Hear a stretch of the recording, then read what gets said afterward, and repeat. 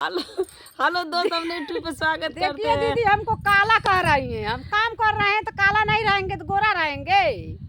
देखिए अगर अच्छा आए लोग लगे एक पौवा पाउडर पोत के गोरा हो गई है। कजरी गीत हम लोग गाने जा रहे हैं। अच्छा लगी तो लाइक करिए, कमेंट करिए, ज़्यादा से ज़्यादा शेयर करिए। हमारा वीडियो चल नहीं रहा, हमारा एक चैनल खराब हो गया, दूसरा चैनल हम लोग बनाए हैं, सपोर्ट करिए हमारा भी। कजरी खेले घाइलों में बाबा के दुआरावा, अरे लाला के दुआरावा। अरे दुआरे देखो ससुर कैसे जलाले बामारा। अरे दुआरे देखो ससुर कैसे जलाले बामारा।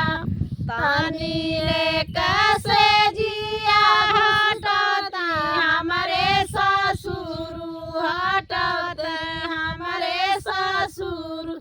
अरे ले जाई तो भी तारी माल लाले भंवरा। अरे ले जाई तो भी तारी माल लाले भंवरा।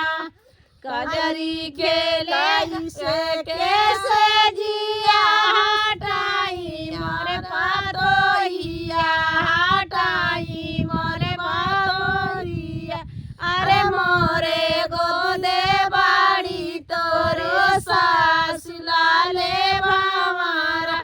अरे मोरे गोदे बाड़ी तोरो सास लाले भंवरा।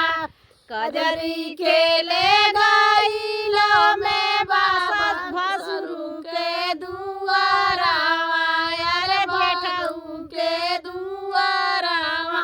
अरे दुआरे देखा ससुर कैसे जलाले भंवरा। अरे दुआरे देखा ससुर कैसे जलाले भंवरा। तानी ले कैसे जिया हटाता हमारे भसुर, हटाता हमारे भसुर। अरे ले जाई तो भी तारी माल लाले भंवरा। अरे ले जाई तो भी तारी माल में लाले भंवरा।